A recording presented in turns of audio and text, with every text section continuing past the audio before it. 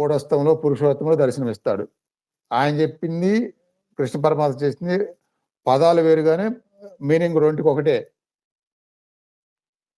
కృష్ణ పరమాత్మ కూడా కూటస్థంలో మురుగుటి మధ్య అలా మనసు నిలబడిపోతే శ్వాస లాగిపోతే అప్పుడు నేను మీకు అవగాహన అవుతాను. నన్ను పొందుతారు అని చెప్పారు. చాలా డైరెక్ట్‌గా నన్ను పొందుతారని చెప్పారు. అందుకని ఇక్కడ శ్వాసలు తగ్గిపోయినప్పుడు ఏం చేయాలంటే మళ్ళీ పెరగకుండా చూసుకోవాలి. మనం చూసుకోవడం అంటే ఏంటి?